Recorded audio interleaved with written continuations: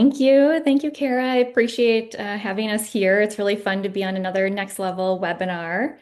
Today, we're going to be talking about practitioner resilience, and we're going to introduce Korro AI to everybody as a tool that could really help with practitioner burnout. And of course, the flip side of that, we love resiliency. So I'm going to talk about kind of the differences between the two. But before we get started, I want to tell you just a little bit about myself. So I know we have a lot of OTs here. I saw in the chat, PT here as well. Maybe there's some SLPs. I'm in kind of a neighboring space. I'm a child psychologist. I love working with children. I love being in the therapy space. I earned my master's and my doctorate in child psychology at the University of St. Thomas. It's in Minnesota. So I saw somebody here is from Chicago, so we're pretty close to you. So it really built my career helping children. And then a little self-disclosure, then I had my own kids and decided I love working with children, but really it was a little too close to home for a little bit. So I started working with parents. And I love the opportunity to help parents support children in the home environment. And that's a piece of how kind of I ended up here at Korro as well. I love the child journey and supporting kiddos, but I love thinking about how do I help them in their normal everyday environments as well. So started there. Then I moved over and built a clinic. And so I know we have a lot of clinic owners here. My clinic was co-founded 2014. There were just two of us. And we built and scaled really quickly. So we ended up growing about 70% volume growth year over year for 10 years and ended with about, I think we were at 350 practitioners, all in Minnesota, which is pretty incredible to have that many right here.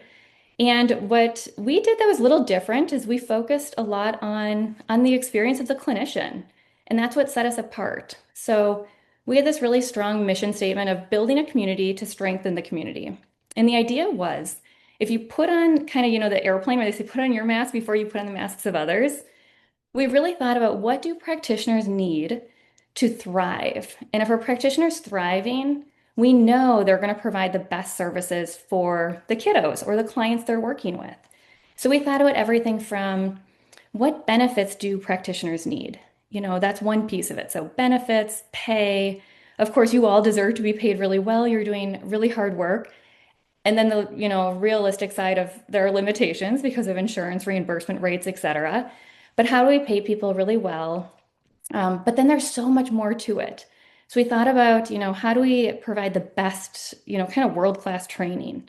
How do we provide the best tools so that practitioners can really, kind of thrive at the top of their license and do what they do best? How do we reduce all those little hurdles and burdens that get in the way and make their work feel seamless? So we thought about that constantly and it worked. And that's part of what we're going to talk about today too. So when we sold, the year we sold, we had 800 practitioners apply to work at our company because they knew that we had our systems and our focus really on the practitioner first and foremost to make sure that the client has the best experience. And so that's really kind of my story. And I'd love to at some point meet with any of you who are interested in what that looks like to get to the point of selling and going over that hurdle too, because that was a huge process and a big learning curve. But today I really want to focus on, that practitioner experience and how do you do that as a clinic owner, especially when you have limited resources? And what should you really focus on to make sure your practitioners feel cared for and they have everything they need at their fingertips? So what we did too, another piece I just wanted to talk about when thinking about resiliency, there's two things. One, and I pulled it out of my bookshelf because I just want to show you all, as a clinic owner and a clinician, I love this book. It's called The Resilient Practitioner. And the researcher who put this book together is he's incredible. And he's from the University of Minnesota right here. And he does seminars across the world looking at and understanding what builds up resiliency in a practitioner and how do you prevent the burnout. And so we did a lot with this book, really thinking about how do we refine what we're doing and become really strong for our practitioners.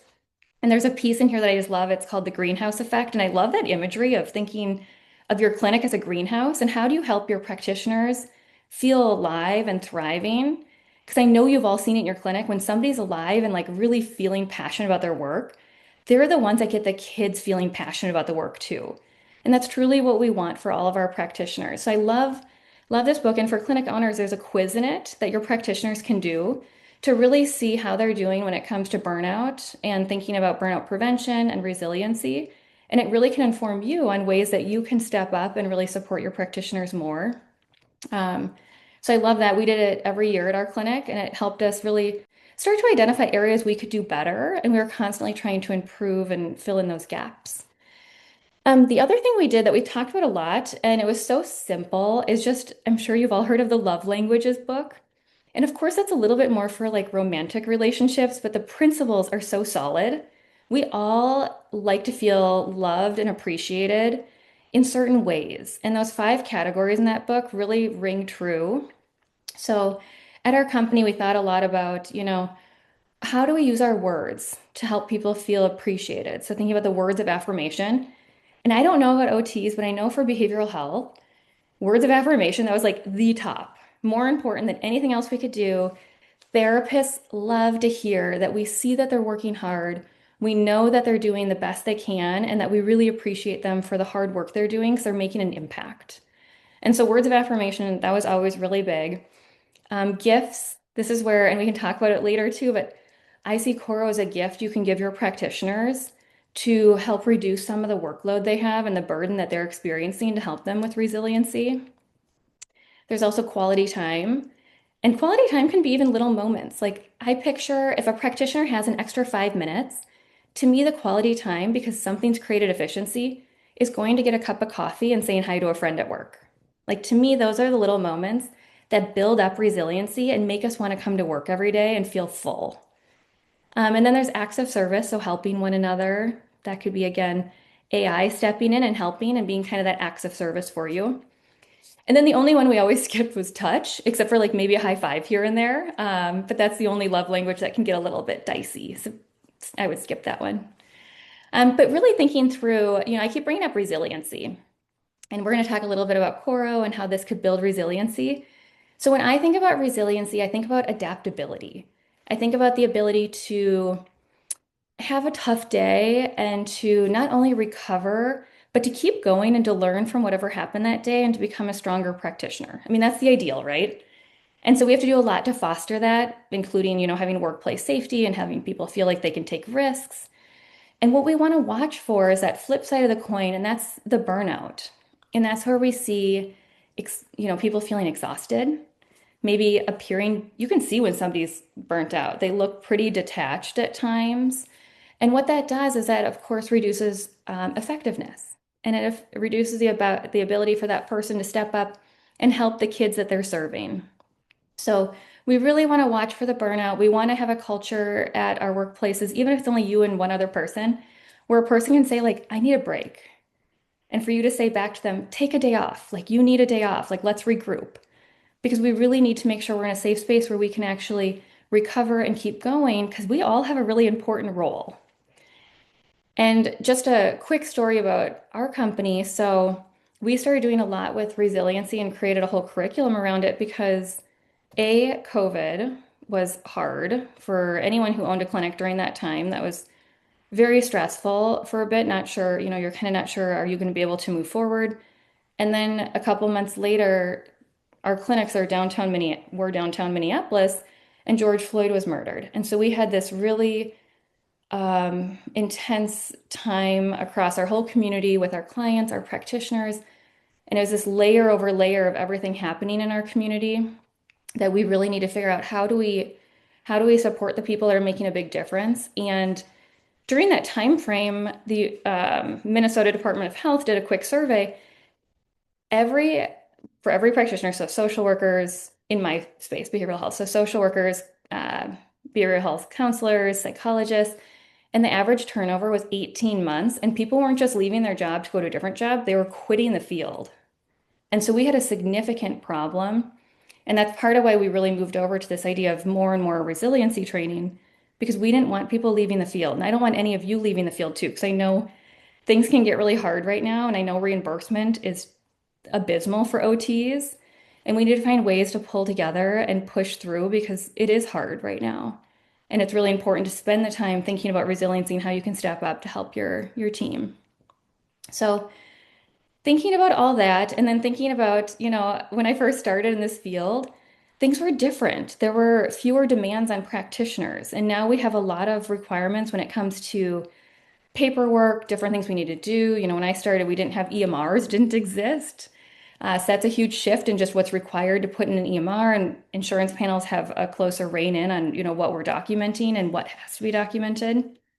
And what this is all doing when we think about why are people burning out, it's actually creating less time for why we went into the field. Like, I don't know about all of you, but I went into the field because I loved the idea of helping people. I wanted to make a difference. I wanted to join the lives of children and their families and figure out ways to make it a little easier and help kids hit those milestones they're trying to hit. Or, when I think about with OTs, you do so much when it comes to function and activities of daily living, and I want kids to be able to hit those, and you want to see that too. And that's kind of the flip side of there are so many demands that it's hard to get back to that core reason why we're all here and why you probably joined the field. I'm sure it wasn't to do paperwork. Like, I'm sure that wasn't a big piece of it.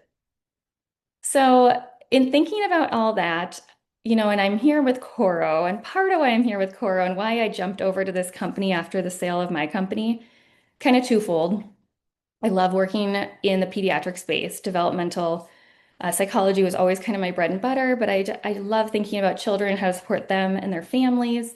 And then my other love was actually the idea of practitioners. How do we keep the practitioner front and center and so important with everything we do?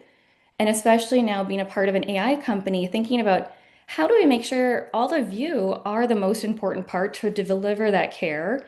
And how can Korro be a tool you have as your sidekick so that you're able to do your job most effectively and we can see progress faster?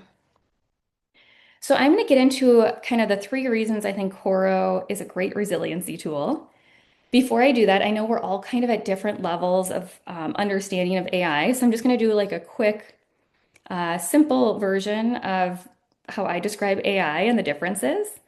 So, probably all of you are using some type of what they call LLM, so large language model. That's like ChatGPT, right?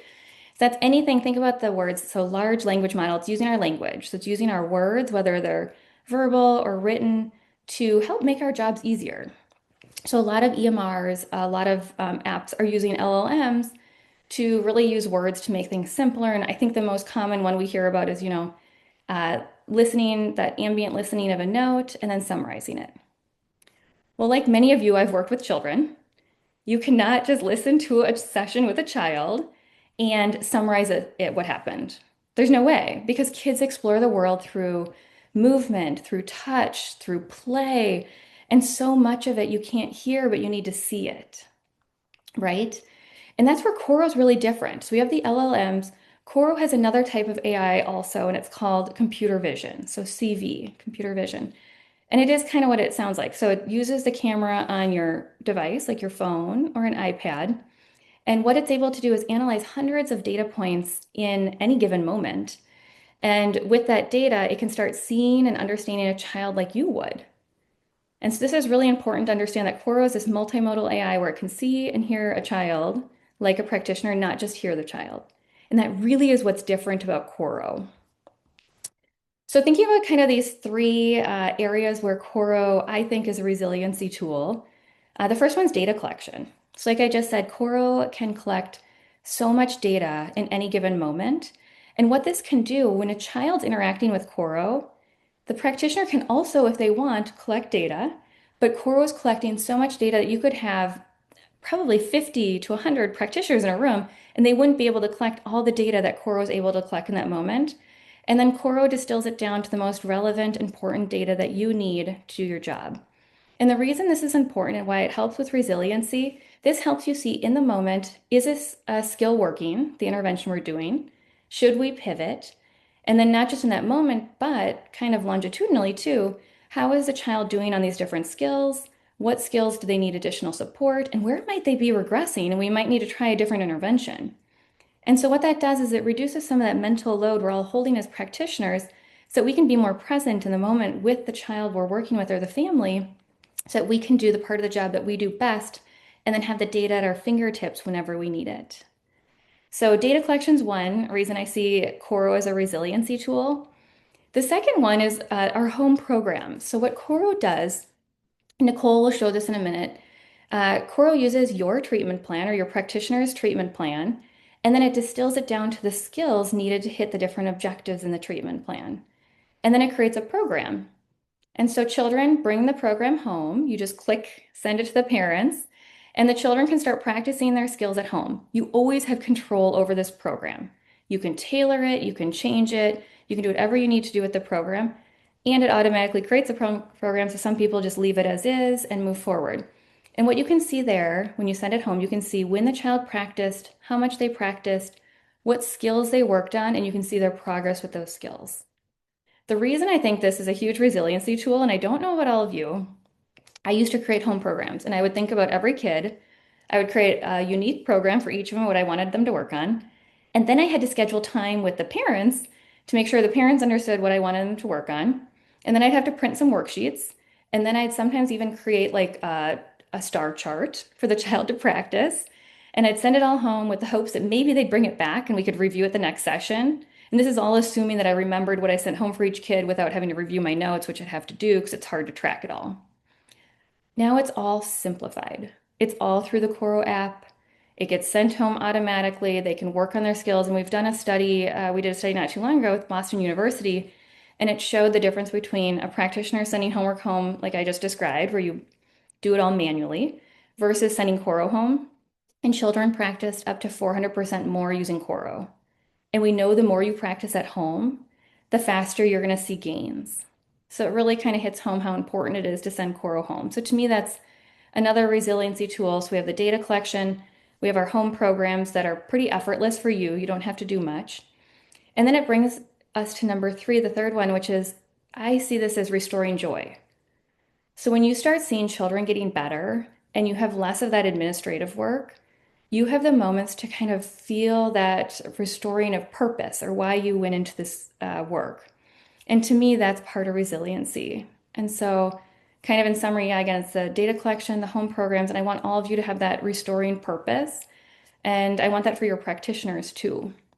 So, I really see Korro as kind of an investment in resiliency for your practitioner. And of course, then we go to the air mask. We have our air on.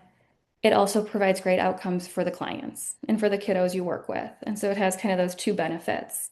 So with that, I just want you all to see Korro if you've never seen it before. So Nicole Dahl is our VP of Marketing. She's going to do a demo to quickly show you a little bit about what it looks like. And then Kelly is a practitioner and she's going to talk about her experience using Korro as well. Hello, everybody. I'm so excited to show you this. And what's really cool, kind of as Andrea mentioned, our different roles. So another lens that I have and why I fell in love with Korro is I am also a parent of a child on the spectrum. So I have that lived experience and going into all of your offices for many, many years. And it took a very long time for us to see the impact that your work was doing.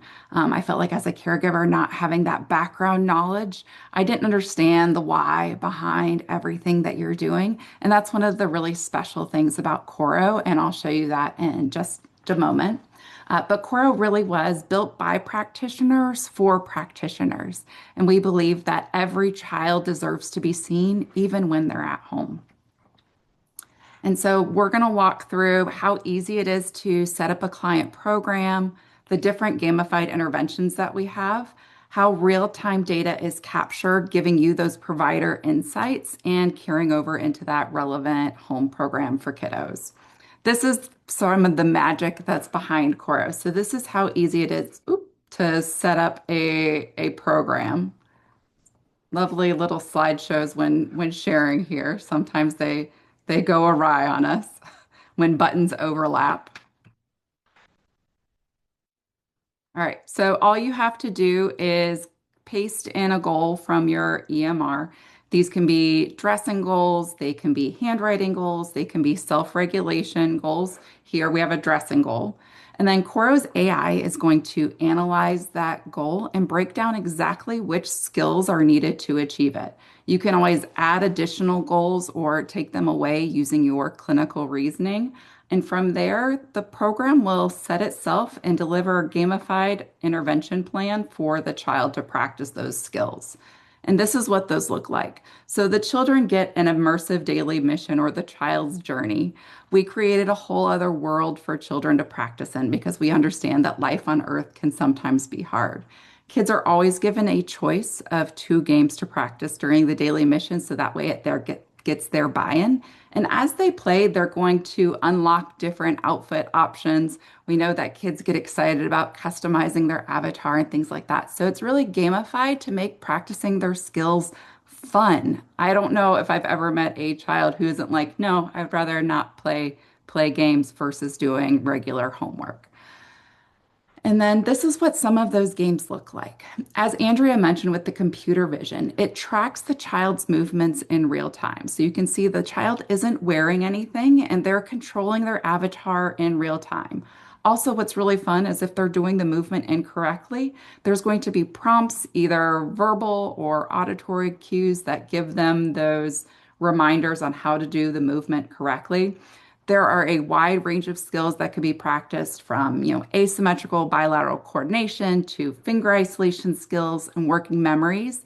And also what's fun is it will adjust automatically the level that the child needs to play. So it will either make it harder or easier depending how the child is performing. You don't have to do anything. It takes that entire cognitive load off of the customizing the games for the child.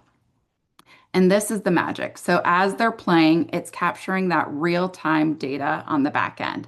And this is how the AI analyzes the child. So it's actually capturing, as Andrea mentioned, those 700 data points simultaneously. So not just looking at fine motor and gross motor, but also tracking things like attentiveness, focus. And we can track their heart rate and breath rate. One question I always get when showing this to people is they're like, how? So it's fun. So there's a little vein underneath your eye. And I know sometimes if you get stressed out as a person, you can feel that pulsating. That's your body's response of saying, hey, heads up. But so the computer vision is sophisticated enough to be able to track that for you. And this is a lot of information. And you're probably going, okay, this is cool, but how does it help me? So we consolidate it down into actionable insights for providers. This is where we talk about like decreasing mental load on providers. This, you can open up a session with a kiddo and see exactly which skills they're struggling with and where they might need more support. So, for example, this child is really struggling with finger isolation and working towards their goals. So then you can play games that are directly relating to finger isolation skills. So then you can watch their movements and see maybe what they're doing wrong. So you can use that to inform the rest of your session with the child. It will also show that progress by goal over time. In my instance, when you're having those check-ins with caregivers, that's really helpful. But caregivers are also going to get those updates as well. Because on our end, I think it probably took 2 years before I could look back and see the difference that it was making in my child. Because as a parent of a child with special needs, you're so busy just getting from day to day, remembering what did I have to do? Everybody got out of the house clothed and fed on time, and there were no meltdowns that happened on the car the way to therapy. So this helps you be able to see like, oh my gosh, they are making progress. And you can see that using the real-time data, which is amazing. It will also generate a note narrative for you to get started on which skills were practiced during your Korro session to give you that starting point and make notes a little bit easier for you. You can also see how much a child has practiced either in the clinic or at home with their home program. And you can also download Korro reports at the push of a button. You can download these, they come in an editable format, so it makes it really convenient for IEP meetings or those caregiver check-ins. Well, it will take all of that real data and show that progression that's happening over time on their skills and goals. I don't I've never met a single practitioner who was like, I got in the field so I could spend more time making reports. Everybody wants to do this because they want to support kids, but more importantly, they want to make an impact. And this actually, you can see that now versus just having those week by week moments of saying, you know what, that's improved. You actually have real data now to show you and help support and validate all of the hard work you're doing. And as Andrea mentioned, it does that home program automatically that you can send to caregivers. It will send caregivers milestones that they can celebrate with their child. So there's no more guesswork. It's like, hey, your kid was able to do this for the first time this week. Celebrate that with them because those are small moments that you should take time to celebrate with your kiddo. And we know that these are the most critical years of development when impact can really matter the most and make a huge difference. Nobody likes that children are sitting around on wait lists, and this in some clinics are also using to support those kiddos as well. So we always like to say that we take the work out of homework. This makes it really easy for caregivers to stay engaged. They can set reminders on a time that's convenient for them. We hear feedback that a lot of them like to do it during the dinner time. When they're making dinner, they'll set a child up.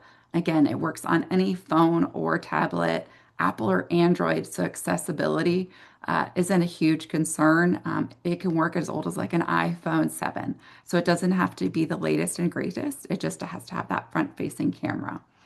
And then caregivers are also able to see exactly which skills their child is practicing, which to me, that's huge insight because I know sometimes I would maybe have a couple minutes with a provider as another kid was already tugging at their arm. And really, they would just kind of say, oh, we did great today and see you again next week. But this helps fill in those gaps. So mentally, you don't have to say, oh, wait, did I talk to that caregiver last time and update them where we were at? So Korro kind of helps to fill in those gaps for kiddos. And as Andrea mentioned, we had the study with Boston University that showed kids love practicing because it's fun and gamified just for them. And then this is the really fun part. So again, Korro was built by practitioners to support practitioners. So we try making it really easy and accessible for everybody. So it's just $29.99 a month per provider. And right now that gets you unlimited kiddos, both in clinic and at home. You also get 13 contact hours of CEUs for the OTs on the call. And then what's really fun is you get a dedicated customer success manager like Kelly, who are all practitioners. We have different modalities. So that way you can email them and say, hey, I have, this child. When I first started, I was putting in goals and I was like, what if my child was a family of pirates and their leg got bitten by a shark? So I need to turn off the lower body movements on the right side. And good news is you can customize the games for instances like that. But the customer success team is always available to help walk through any questions. And it's super, super easy to get started using Korro. You can actually download the app and load a patient in just about under 2 minutes. So it makes it really, really easy and accessible for everybody involved. I did throw up some QR codes there so you can meet with the Korro team. That would get you access to myself or another member who can walk you through if you have additional questions, or you can go ahead and register for Korro and try it out on your own. It's really fun to see how the skills populate with the AI. It's fun putting in different goals to see what you get, and then seeing how those are turned into gamified interventions. We worked with experts from around the world to develop these games to really make them not just practice a skill at a time, but each game practices multiple skills all at once. And I'm going to pass it over to Kelly now, and she can talk more about that and what that actually looks like in practice because she's still treating kids. Hi, everyone. First off, I want to say happy OT month to us. It's our OT month. It's April. I always walk with my head a little bit higher in April.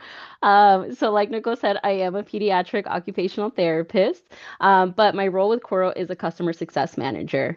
But my background mainly, like I said, is in OT. I have practiced now for 5 years. I had to do the math. I always have to do the math because I was supposed to graduate 2020, but COVID made me 2021. But I practiced from Lexington, Kentucky, from where I first started, go Wildcats, even though they did not win, and moved back down to Orlando, then moved further south to Boca, back to Central Florida. So I've gotten to work with many families in many different areas and from many different backgrounds. And it's been extremely rewarding. I've worked from the school settings, so traveling to different schools or daycares, then as well in the outpatient setting in with clinics. So, like I said, and as you all know, being a therapist is extremely rewarding. Like the girls have mentioned, we kind of came into it from a personal level, from the heart, I think. It's something when we talk to different therapists, it's always, I had the heart for kids, I had the heart to help people. And fun fact, Korro actually means heart in Esperanto, right, Nicole? It's Esperanto. I always say it wrong, but it's a universal language and it means heart, which is I think very fitting for therapists because we come into it with that. We don't always come into it with documentation or trying to do a peer-to-peer where we're justifying our services, but we do that because we love our clients. So I came to meet Korro at AOTA in 2024, where I met Edith. She is our VP of Business Operations. And in a conversation I had with her, we were talking about my background and how I'm a bilingual occupational therapist. And they are very big right now on trying to expand access to other families from different backgrounds because we know that that's so needed, especially with our growing population. It's diversity and wanting to meet families where they're at in their languages so that the services are meaningful for them, right? And we know that that's the basis for progress and rapport building with our families. So came onto the team, helped them with some of those projects. And then when the customer success team was growing, I came in because I knew how important it was for me to adapt technology and AI into my own practice. And I wanted to expand that to other clinics.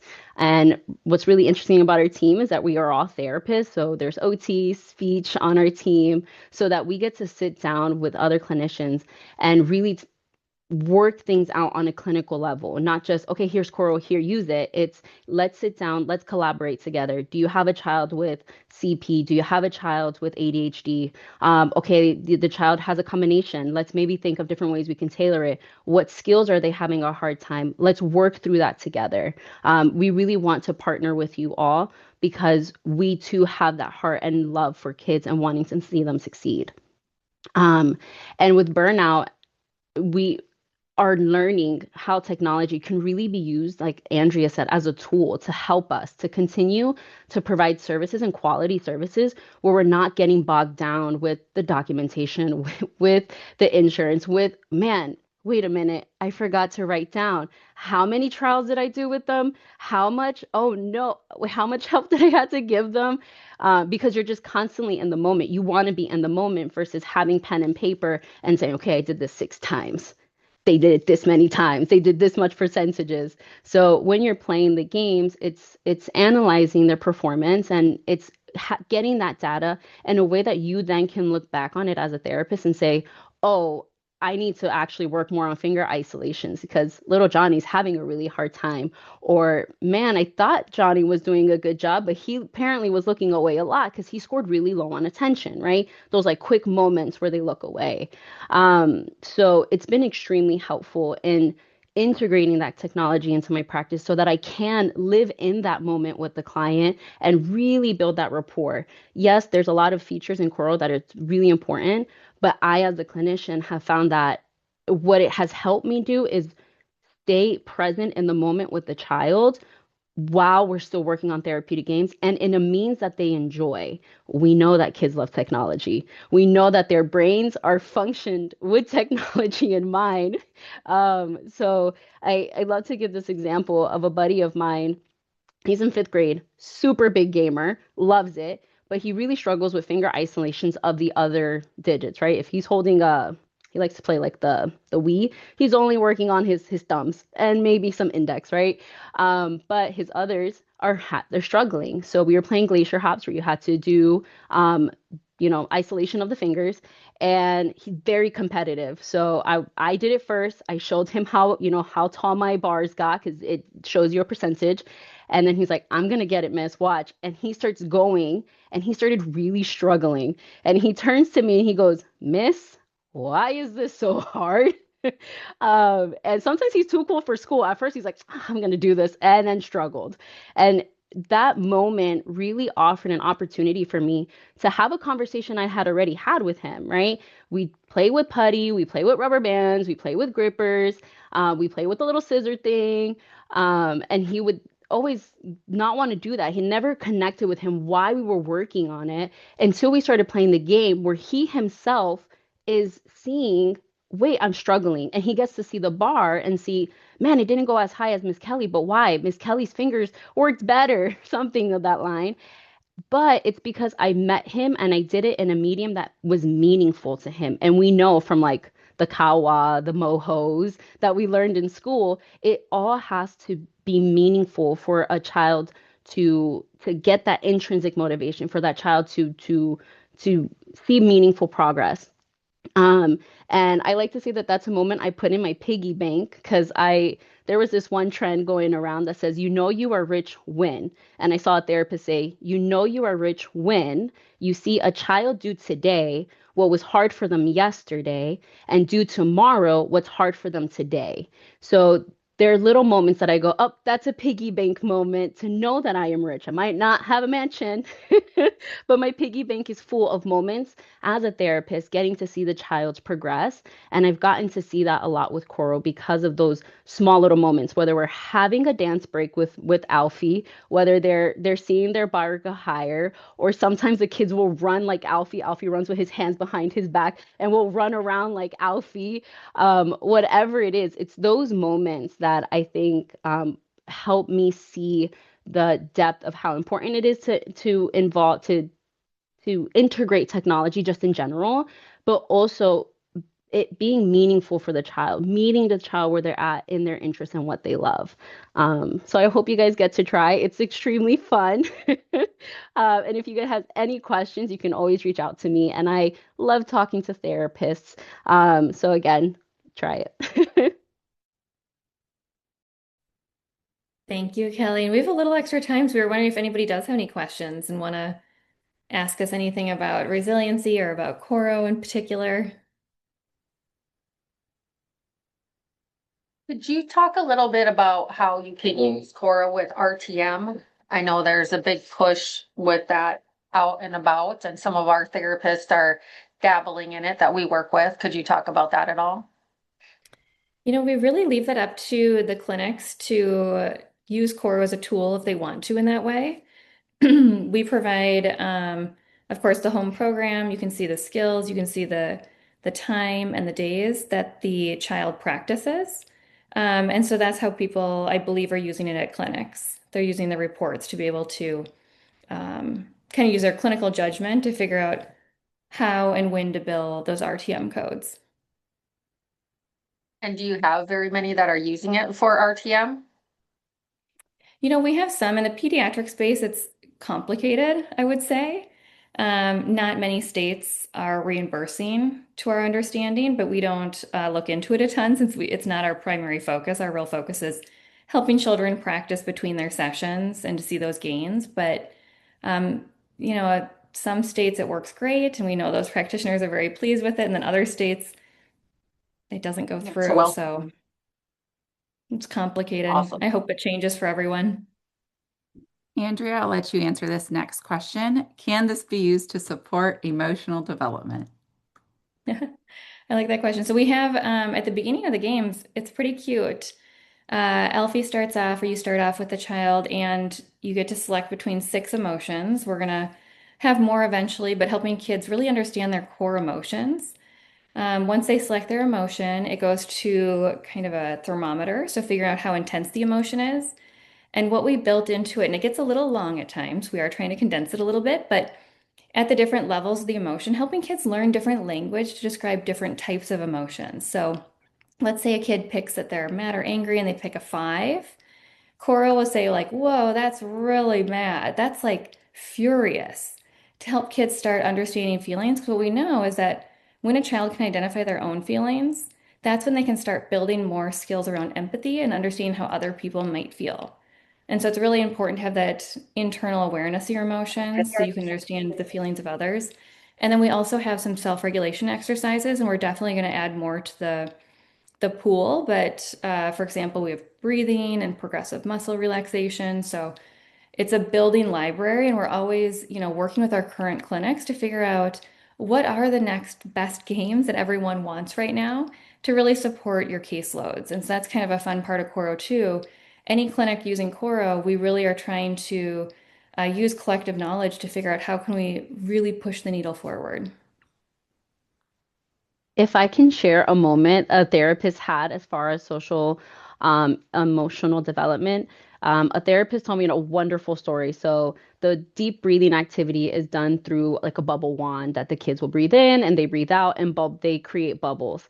So a therapist told me she had a little buddy who really struggles with his emotional regulation, and he got overstimulated in the waiting room when they transitioned out. He was already sad about transitioning out of therapy, and he was just about to start having a meltdown when the therapist goes, let's pick a bubble wand. Or what shape do you want your bubble wand? And he said, I want a rainbow. She goes, okay, let's pretend we have a rainbow. And in that moment, with that ability to reference choral or reference the skills that were practiced, he did deep breathing in the moment to prevent a meltdown. And that was a skill that it was hard for him to do. So it's those little moments again that they get to practice and generalize those skills into moments with just simple cues from the therapist or the caregiver. And it really is meaningful for them. And then to answer one of the other questions about what reports do staff get or what data points do therapists get, I can share this screen again. So this gives an example. So after a child plays each game, you can hit there's an I information button, and it will show all of the data metrics that are captured from that child while they're playing that specific game. So as Kelly mentioned, how she was talking with a child and she was showing him how she performed versus how he performed. That's where you would see the difference on that screen. And the metrics are different for the skills involved in each individual game. And then there are different reports included in Korro versus working on skills, the progress that can happen, and also the downloadable reports for providers as well. And the goals listed out and the skills that are being practiced are unique to every single child. So there isn't a standardized report. It's unique to that individual child. And the AI compiles all of that automatically for you as the provider. Hopefully that answered your question.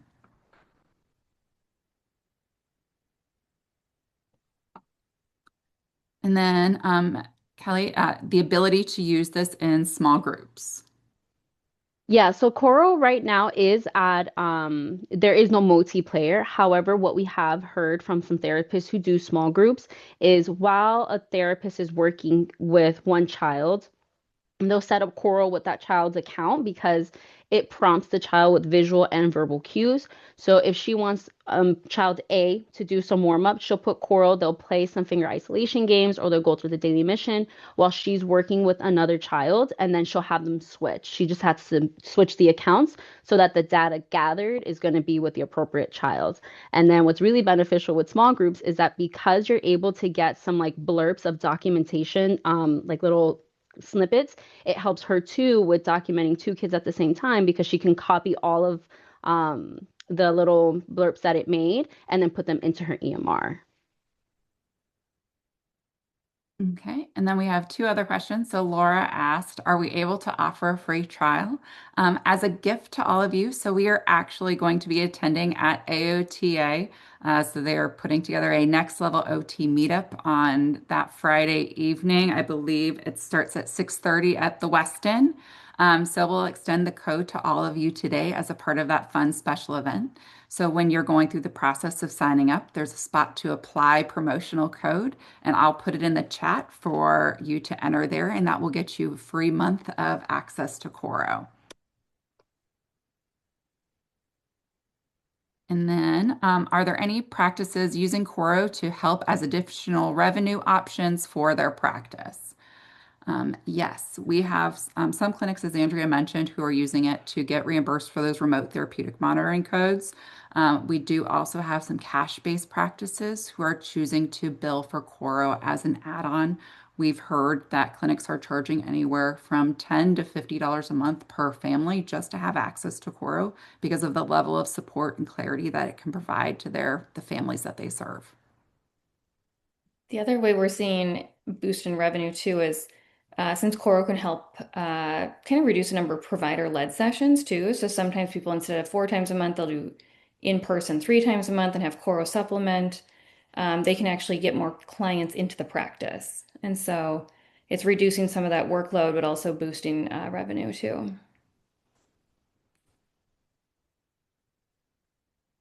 I think we have answered all the questions. Unless anyone has anyone, we'll hang around for another minute to make sure. If you have anything burning, yes, helping with wait lists is a huge. Hmm. Nobody likes knowing that kids are on a wait list and sitting around. We talk to hundreds of clinics all across the country, and everyone has a wait list. That's a common denominator. We've heard some practices cap their wait list at 500 kids, which is just heartbreaking to hear. Which is why we're talking about burnout, because we know that we need to have more practitioners staying in the field helping children. That's why this is an important topic for us.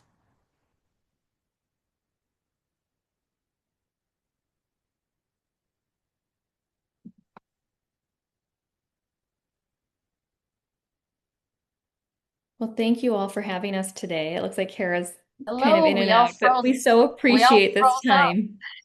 time. I just had one quick question for Kelly. Kelly, Yeah. are you like a practice owner or are No, you in a practice that uses it? I'm in a practice. I'm a contractor, so I'm a 1099 in a Okay. school.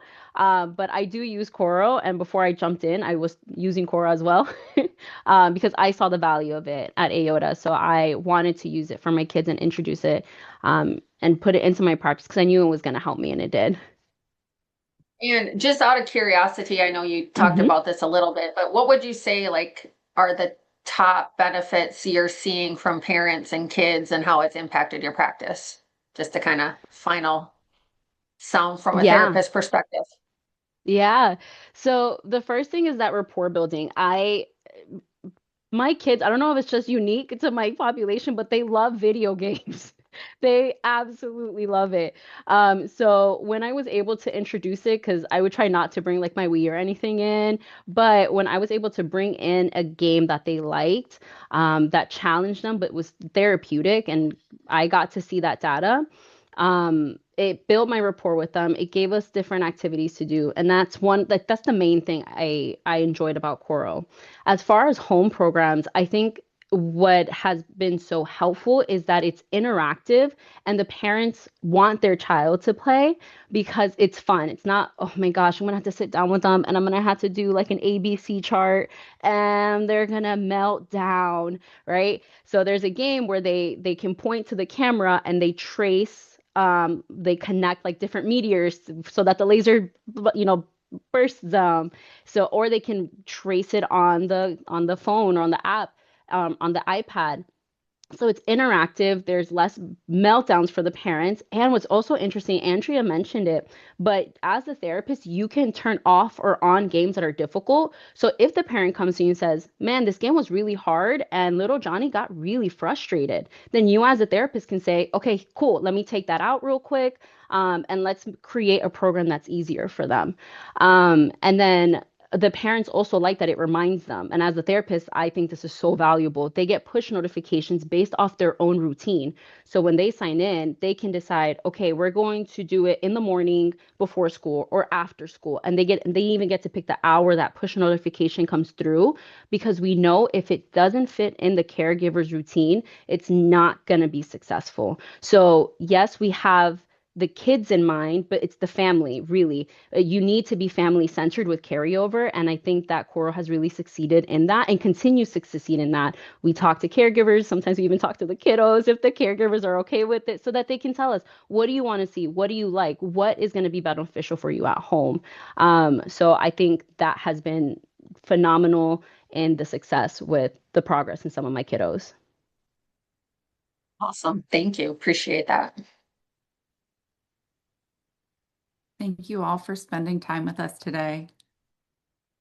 Awesome. Thank you guys. Appreciate your time. We'll see you in a couple weeks. So, oh, just a second.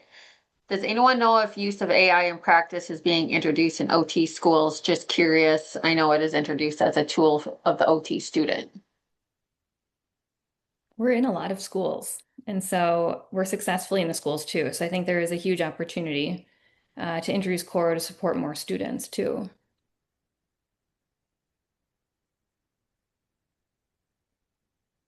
And I think just the overall use of AI in general is really dependent upon the schools and a lot of different things around them. So I know a lot of people, I mean, even just like my daughter's, one daughter's in OT school and one is in nursing. So it's interesting how at the college level, how they're either allowing or not allowing AI to be utilized and stuff. So And with the schools too, so if an OT, if any of you are in the school system, we'd be happy to talk to whoever we need to talk to in the school system to help administration understand how Korro is a therapeutic tool to support your work. And I think that's a piece we can really help with too. Mhm. yeah, 100%. Awesome. Well, thank you guys. I appreciate you all being here and we'll talk to you all soon. Thank Thank you. you.